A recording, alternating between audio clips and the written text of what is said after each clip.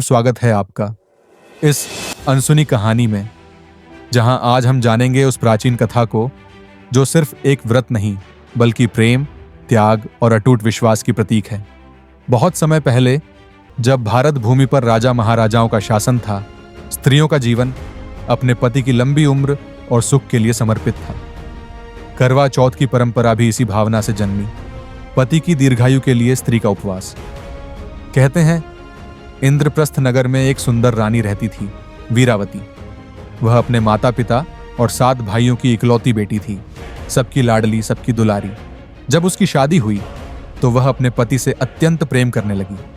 पहले करवा चौथ के दिन उसने पूरे श्रद्धा भाव से व्रत रखा, सूर्योदय से लेकर चांद निकलने तक अन्न जल का त्याग।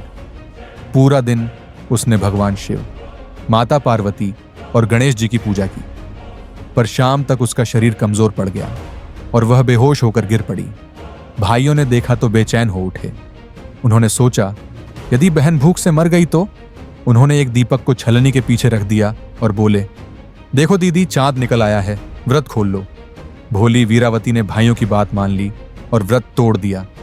पर उसी रात उसका पति गंभीर रूप से बीमार पड़ गया। वह रोती रही, प्रार्थना करती रही। तभी माता पार्वती प्रकट हुई। उन्होंने कहा, वीरावती, तुमने अधूरा व्रत तोड़ा है, इसीलिए यह परिणाम हुआ। अगले वर्ष पूरे नियम से व्रत रखना। अगले वर्ष वीरावती ने पूरे विधि विधान से व्रत किया और इस बार उसका पति स्वस्थ हुआ। तभी से यह व्रत अखंड सौभाग्य की निशानी बन गया। अगर आपको हमारी यह कथा पसंद आई हो तो सब्सक्राइब करें, ताकि ऐसी ही ऐतिहासिक और रहस्यमयी कहानियां आप तक सबसे पहले पहुंचे।